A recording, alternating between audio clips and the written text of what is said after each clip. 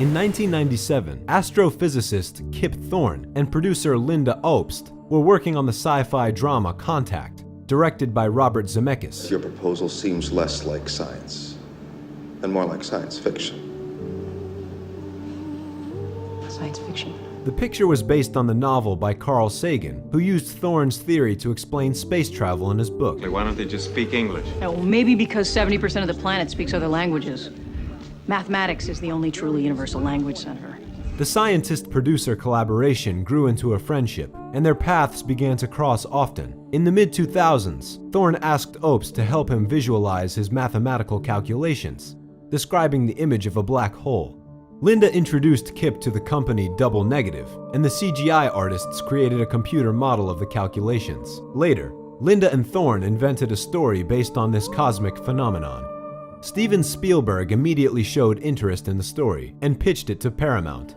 They liked the idea, and the studio hired Jonathan Nolan to write the script. It took him 2 years to write the text because he approached the matter very seriously. He attended a workshop on relativity theory at Caltech and had hundreds of discussions with Kip Thorne. When I was brought onto the project was to try to get the science right, to try to take a big idea and ground it as much as possible so you could feel it, feel the reality of it. In 2009, Steven broke his contract with Paramount and took his studio DreamWorks to Disney. The younger Nolan saw the opportunity and suggested his older brother fill the vacancy. When the project became open, immediately called up the guys at Paramount and asked if I could get involved. The studio liked this option, but before taking the director's chair, Christopher had to agree to Thorne's demands. The scientist only insisted on one thing, that the film would not break the laws of physics. Though Chris wasn't against that, later on, it took 3 weeks of convincing to get the director to scrap his idea of traveling faster than the speed of light. The discussion emerged when Christopher rewrote parts of the script. He left the dystopian fate of the Earth and scientific content from Jonathan's version, but changed the plot. For the first time in his career, Nolan created a conflict that was with external threat, rather than between characters. While Chris was working on the details of the narrative, the fact that he agreed to work for Paramount Pictures led to a series of talks between the biggest players in Hollywood. In order not to lose their MVP, Warner Brothers offered to invest in the film jointly in exchange for a share in the Superman sequel. Now it was 2012. The brothers were putting finishing touches on the text, and Christopher began casting. First, he invited Michael Caine, who was going to be working with the director for the 6th time in a row. I'm not afraid of death. I'm an old physicist. I'm afraid of time. Then he invited Anne Hathaway, who had so impressed him while shooting The Dark Knight. It has to mean something. The irreplaceable film editor Lee Smith also made it into the team, as well as production designer Nathan Crowley. I don't know where to go from here. This is really difficult. After watching the drama Mud, Chris was enchanted by Matthew McConaughey and offered him the lead. Okay. Now you need to tell me what your plan is to save the world. 15 years prior, Matthew had starred in Contact. If you come back, you'll only be 4 years older, but over 50 years would have passed here on Earth. Is there any possibility? I don't know, some clever way we could maybe, jump in a black hole. Came back to years. Before shooting, the actor and the director were apprehensive about working together. Matthew thought that Christopher was a perfectionist and a dictator on set, while Chris imagined McConaughey to be a wild and undisciplined playboy. As it turned out, Nolan loved a good joke, was always open to advice, and valued small imperfections, while McConaughey demonstrated complete self-denial and a serious work ethic. Mankind was born on Earth. It was never meant to die here. Because of the unusual structure of the film, Christopher invited 5 different actors to play 2 people. Murph was played by Mackenzie Foy, Jessica Chastain, and Ellen Burstyn, while Tom was played by Casey Affleck and Timothy Chalamet. School says you're gonna follow my footsteps. I think that's great. You think that's great? Timothy, by the way, often said that he had gotten into acting when he saw The Dark Knight, and was inspired by Heath Ledger's performance. Me? Unfortunately, working with Nolan wasn't what Timothy had expected. After the premiere of Interstellar, he broke down in tears. And I saw it and I loved it, but then I went home to my dad and I wept for an hour. Why? Because I just figured my part was bigger or something. The cast was also joined by John Lithgow and Matt Damon. Our survival instinct is our single greatest source of inspiration. Damon's name wasn't on a single poster or in any trailers. The actor didn't attend the premiere, and his participation was kept a secret till the last possible moment. This was done to confuse the audience and keep the impact of the character's presence on the plot to a minimum. Dr. Mann, tell us about your world. Our world, we hope. However, the most important part of the casting had nothing to do with the actors. Nolan had only trusted Wally Pfister with the camera, and after he left, Nolan was not just looking for a cameraman, but for a partner. Chris got lucky once again. One talk with Hoyt van Hoytema, and a new duet was born. The cinematographer had already proven himself in Hollywood while working with David O. Russell and Spike Jonze. Hoyt fulfilled a long-time dream of Nolan's when he and a few engineers modified the IMAX camera so that it could be carried by hand. No one had ever done that before. I guess what we'd never tried is what he did, which is just pick the thing up and not worry about how heavy it was. How he did it, I have no idea. He's a very strong guy, clearly. Thanks to Van Hoytema's strength, Chris was able to include over an hour of footage in his favorite format.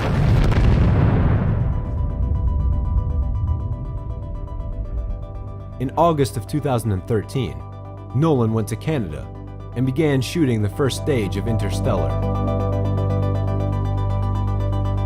In Alberta, the same place 4 years ago where they had filmed Inception, they built the set of Cooper's village and farm. In order to film the drone chase, Nathan Crowley planted 500 acres of corn. And at this altitude, it's 4,100 feet right where we're standing.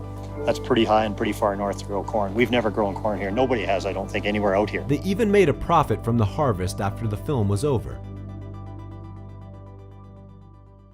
One of the most difficult aspects of shooting was the dust. Let's get out of here.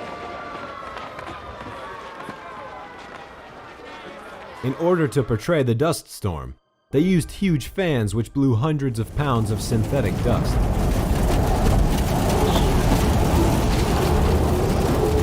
Chris gives us a lot of leeway to try and get more machines and more material and guys and whatever to cover as big an area as we can. This was inspired by the real events which occurred in 1930s America and were depicted in the 2012 documentary series called The Dust Bowl. You never really escaped the dust.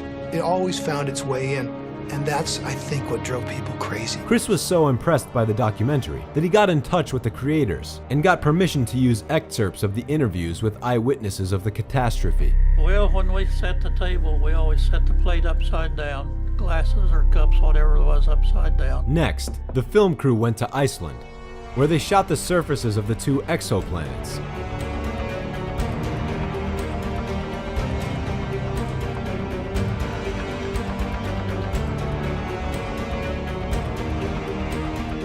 While filming, the crew faced terrible weather, with winds of over 100 miles per hour.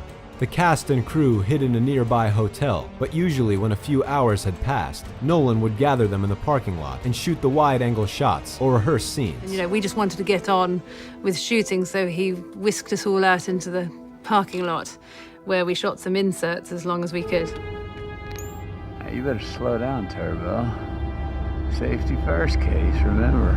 Safety first, Cooper. Those scenes contain almost no graphics, and even the shuttles, which weighed over 5 tons, were delivered to the farthest corners of the country. It was a pretty big undertaking to even get the crew and equipment and everything out there. We actually had to pave a road for 15 kilometers. When they finished shooting in Iceland, Nolan and his team returned to Los Angeles and filmed in sound stages for 2 more months. Somewhere in their 5th dimension. Nathan Crowley built the inside of the spaceship, based on the interior of the International Space Station, while Christopher made sure there were no green screens involved. Double Negative created most of the backdrops ahead of time, so instead of a chroma key, they installed screens that played the illustrations and effects. This helped the actors and added a sense of realism to the lighting. Nolan also refused to use computer-generated spaceships, preferring mini and to scale models, some of which were 50 feet long. It's good to have as much scale as you can possibly get, because you need the model to break up into convincing chunks and get all the physics right, and the smaller the models get, the harder that becomes. Thanks to their size, Hoyt van Hoytema was even able to fasten cameras to the ships to imitate the IMAX shots taken from the NASA missions in open space.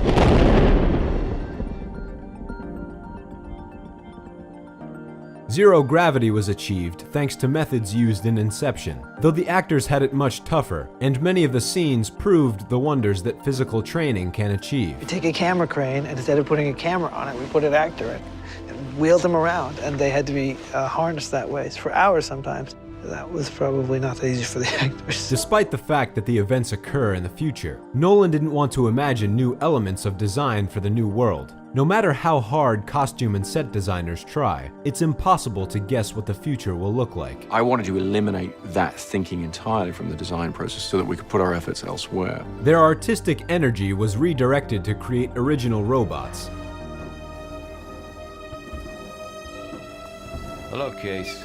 Hello, Tars. In the first version of the script, they were anthropomorphic AIs, but then Nolan decided he wanted to bring something new to the screen. He and Jonathan invented an AI named Tars, whom they defined not as a robot, but as a machine. Before you get all teary, try to remember that as a robot, I have to do anything you say. During the preparation stage, Chris hadn't imagined that it could be anything but CGI, but the special effects technicians created 5-foot-tall marionettes weighing 200 pounds. The machine was operated by an actor who was then edited out of the scenes in post-production. The artist who played this role would have to be able to operate the machine as well as play the part. What I was looking for was somebody to take on the job of giving life and personality to what is essentially, an inanimate object. That was how Bill Irving, an experienced circus performer and a voice actor known to every American child as Mr. Noodle from Sesame Street, came to be part of the ensemble. Mr. Bill spent 2 months with a team of engineers and helped perfect the robots. Specialists created many variations that were adapted to specific circumstances and sets. For example, in order for Case to be able to move on the water planet, 2 versions of the machine were attached to quad bikes. Come on! Unfortunately, they couldn't avoid CGI completely. The structure and technical abilities of the robots couldn't be communicated without computer graphics. 10 o'clock.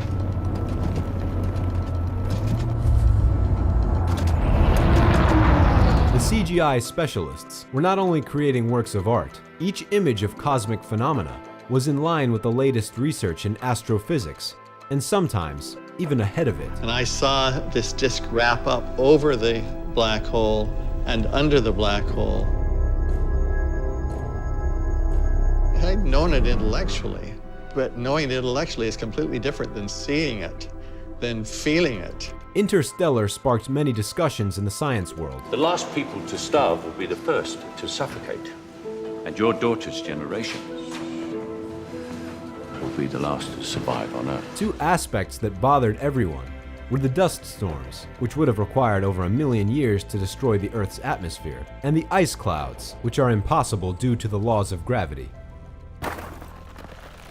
And let's not forget the burning corn. I brought up to Christopher, and Christopher, green corn doesn't burn. And he was like, well, in our movie it does.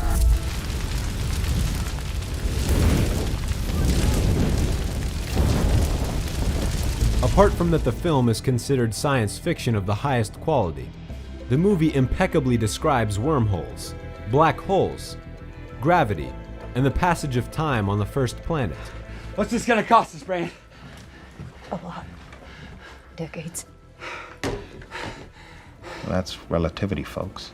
Even the popular astrophysicist, Neil deGrasse Tyson, while acknowledging the aforementioned inconsistencies, was very complimentary and became a faithful fan of the film. We need more movies by marquee directors with marquee actors that treat science that seriously. He even defended the events of the finale in the black hole. And we don't know what's in a black hole, so take it and run with it. And of course, a movie as complex as this couldn't lack for allusions. The bookshelves were filled with the scientific literature that Chris had studied before shooting. There were also a few allusions to the plot. The Stand by Stephen King pays homage to the post-apocalyptic fate of the Earth. Jane Austen's Emma is a nod to Christopher's wife, and the timely appearance of James Ellroy's crime novel, The Big Nowhere, is simply a joke.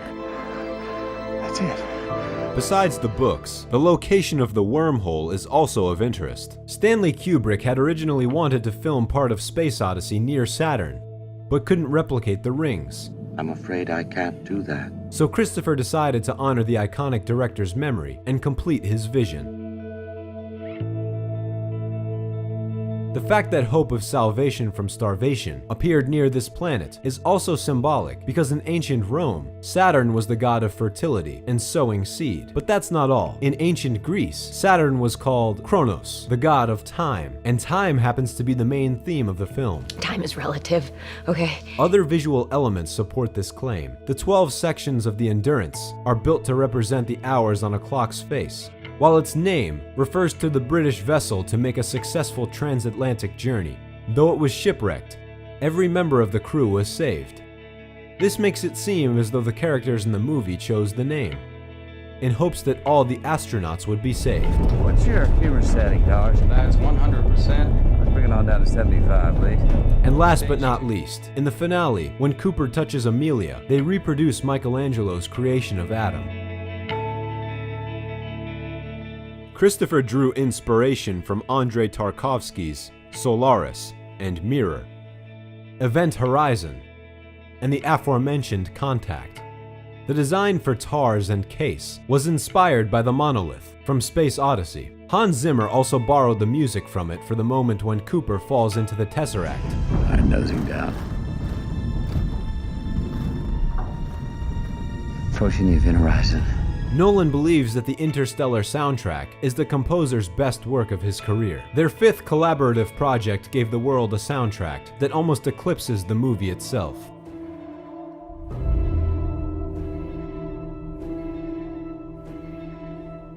The director didn't even give Hans a script, just one page of instructions, and yet the music fits the story perfectly.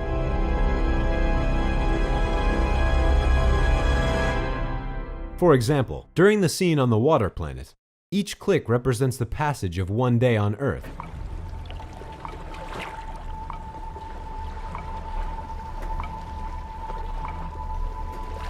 The movie premiered on the 26th of October, 2014. What is the hardest part of filmmaking for you?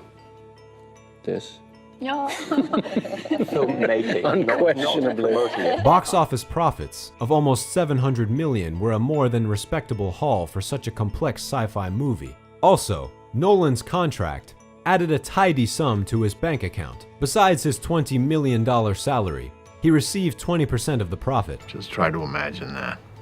Despite the film's success, it divided viewers into two completely opposite camps. Luckily, no one debated the fact that the visual aspect of the movie astounded the imagination. I will be the last to fall. I won't shed a tear for them to see. And I won't have your name to call. 'Cause I will be the last to fall.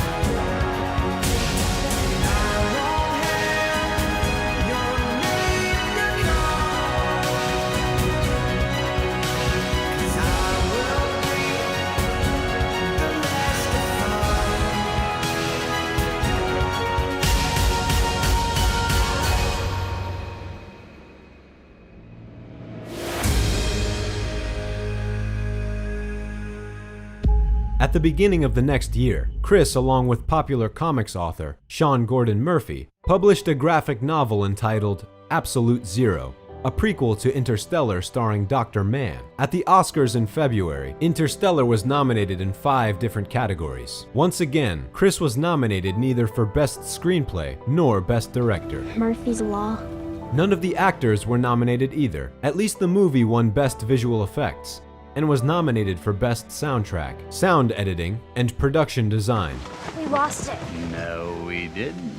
As usual, lack of success at the Oscars didn't seem to faze Christopher, since he was already cooking up his next idea. I think this is the end of the road.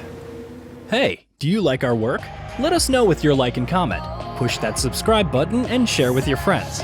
If you want to support the project financially, become our sponsor on Patreon or YouTube sponsorship. Thank you.